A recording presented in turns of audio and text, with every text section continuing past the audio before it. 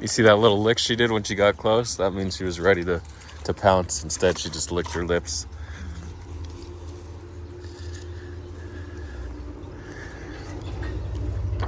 You can see how upright, well, both her tails are upright. But she's ready. When a dog's tail is straight up, you gotta watch out. It's how they communicate with their tails. You cut off their tails, how they gonna communicate?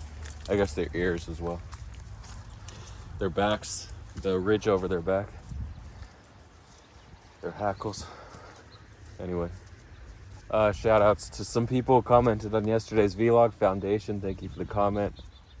Comfy didn't comment. We commented before. Jamie. Stefan Milkoff, thank you for the comment about Bonnie. And Bing, a couple comments about Bonnie. Thank you.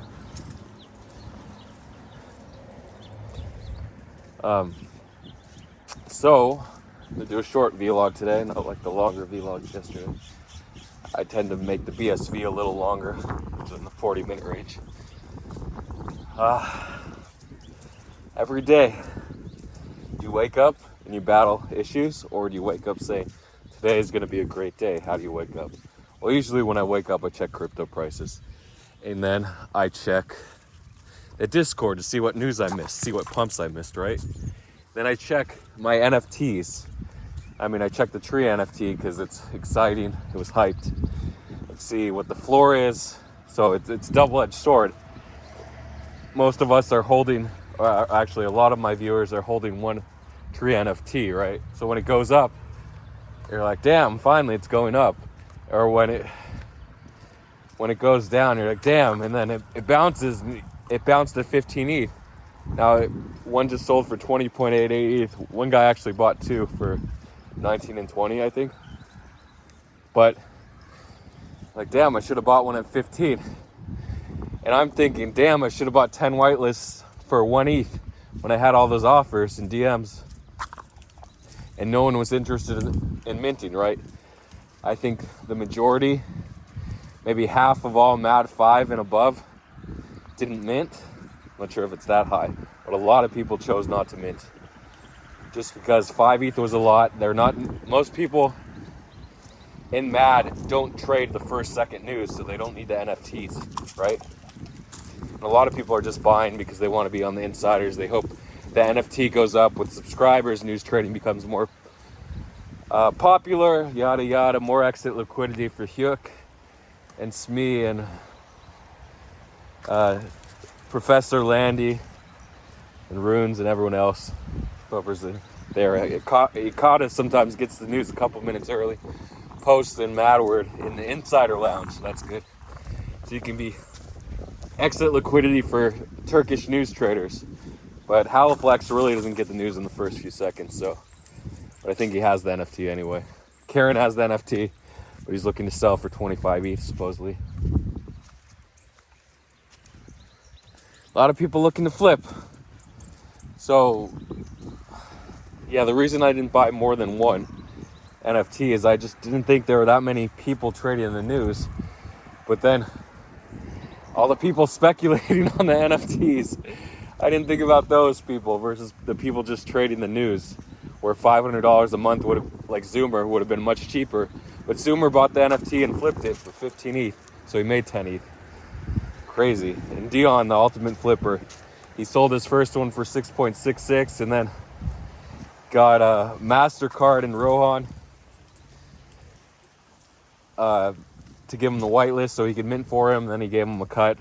I think MasterCard got 2K and Rohan got 10K or so. MasterCard sold low first day before he knew the price, and then when it was 15 ETH, Rohan negotiated a better deal with Dion for 1/3 or so, or 40%, I'm not sure. So definitely a lot of profits were made.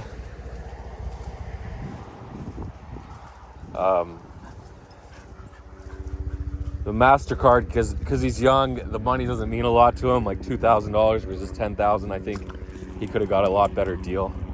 But now he's hustling. What happens if you miss a great mint? If I didn't buy 10 whitelists for 1 ETH, I missed out on 150 or so. So it happens. I noticed the big crypto plays, oftentimes you don't think they're gonna moon. And then the ones that moon, you fade hard. You have an opportunity. Most of the time you don't even get a chance to mint or buy that token because it's an obscure small cap. Like most people missed Imogen AI. Most people missed the big moves on Ajax and FET. Ajax actually did the big 15x pump.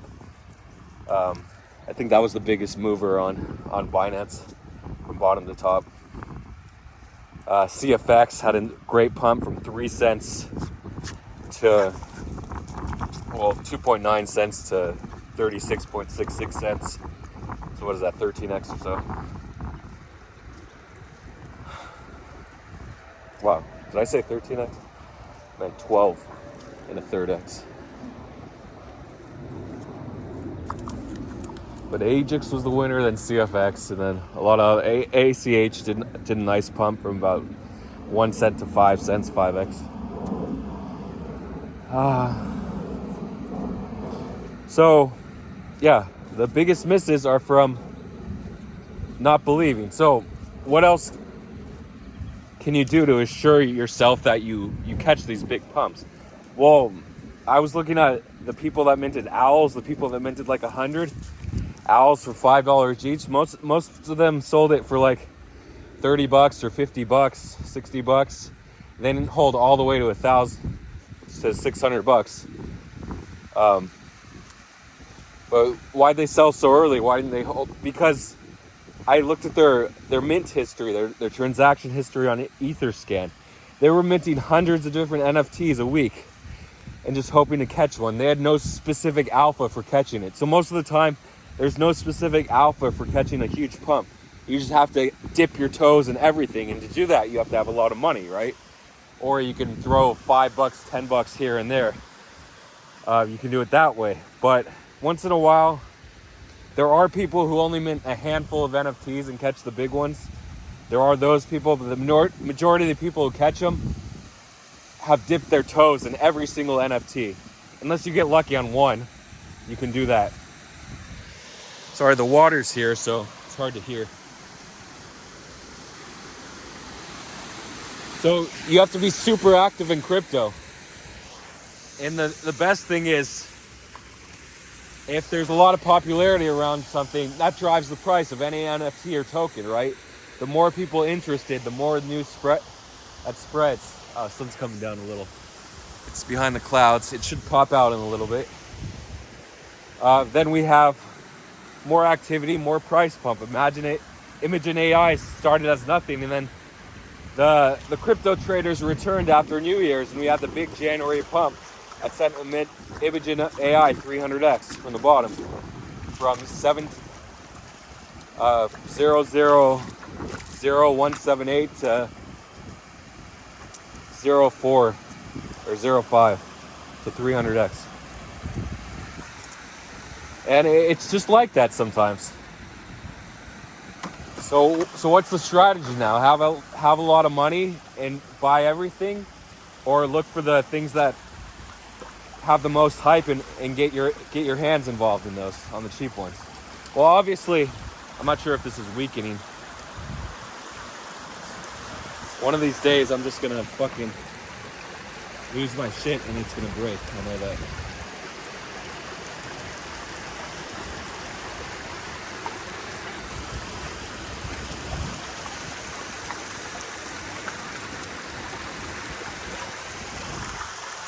Ta-da! Should I go back? You want an encore? No, I'm not going to go back today.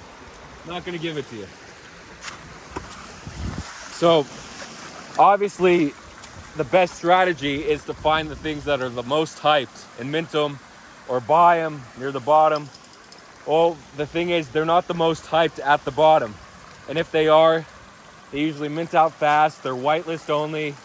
The pre-sale was sold out, etc. So, where's the happy medium? Yeah, you want to find something that's just enough hyped where it's going to pump hard and it's not going to sell out right away, and you can buy a decent amount, like say $1,000, and it can do 50x or 100x. But most of the time you're going to strike out.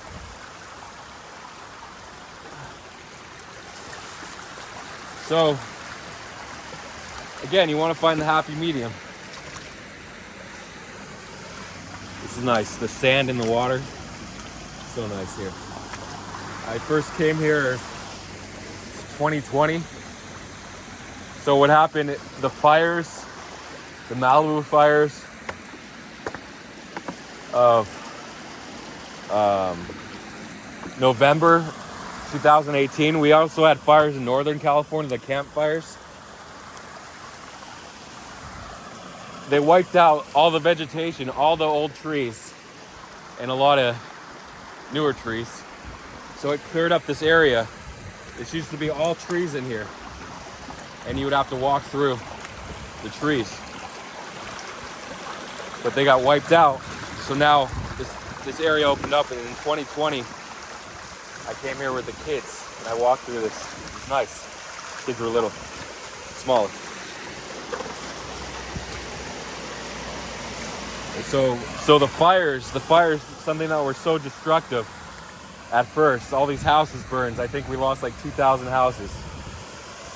Now, all this growth that happened after. Now people can enjoy nature. Look at that. All these trees are just covered. We probably lost 50% of the trees. Not the trees, the smaller bushes. So just because something looks bad and terrible at first doesn't mean it's always going to be like that. The permanence of life is very misleading. Everything changes. Yet some things stay the same. Was that a song? They say, I don't know the saying or the song. Things change yet stay the same. Something like that. So things may look different on the surface, but they're really the same. So yeah, getting those alpha groups, again, it takes work. I offered people money to help me find these plays, these alpha plays, but it just ended up being news and TA, which wasn't very profitable if you weren't early. TA was very profitable in news in January. February, not so much.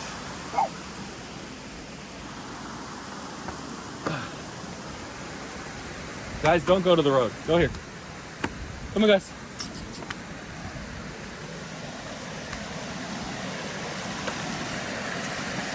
I don't think I'm gonna walk in this one because it's too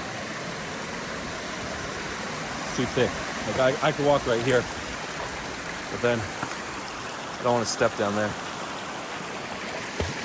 You don't step down. Oh, exactly what I said not to do.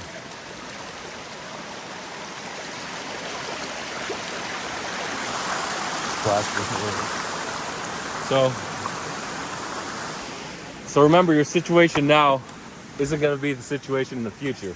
Unless you're paralyzed and disabled and a miserable twat, then sure, that probably won't change. You can lighten up as you grow older. I was pretty miserable actually in high school. I was a little uptight. My summer school teacher said, I'm like, wait, I was looking at the math book and she was explaining the concept. I'm like, wait, this is said a different way, slightly different way in the book, with parentheses or something when you're doing the problem. And she's like, do you know what the words anal retentive means? I'm like, wait. I'm like, okay, that probably doesn't mean, if you're using the word anal in the phrase, it's probably not good. So, yeah. So I lightened up. And how did I stopped caring. I stopped studying, stopped caring about grades so much. I was a big studier up until 10th grade in high school, or 11th grade. It happens, things fall off, you stop caring. And it's like, it's easy not to take things seriously, but some things you do have to take seriously. Making money is something you should take seriously. Don't let all these opportunities slip away. Be the alpha, be the dude. You can't run your own business. You can't be a successful entrepreneur if you're not hungry for money. Take the advantages. Don't give too much away. You can give a small tip, like 5 or 10% to someone that helps you out. Sure, but don't give 30% away. So that's it. Close it out. Thanks to all my viewers. Georgia Young got too busy making money and building tools to make money and all those pump and dumps that he was the master of. Even Stein Van Houst didn't even whitelist. He missed out on 10 ETH or 15 ETH if he held till today. Sorry, it happens. The Duff offer was available. I would have whitelisted. I would have loaned you money if you had collateral or was super trustworthy to mint. Would have done it. Would have given it to my freaking commenters. It was available, but most of my commenters weren't MAD 5 and above. Jamie was so close. Sorry, Jamie, MAD 4. But there will be other opportunities, but the pain of this loss hopefully motivates you to be successful. Look, when I stepped on the other edge, it caved in. This is gonna cave in, watch. Oh no, it's caving in. Not supposed to step there, actually. Oh. These edges aren't made to be stepped on. The water takes them, whatever. Large mammals aren't supposed to walk through and step on these.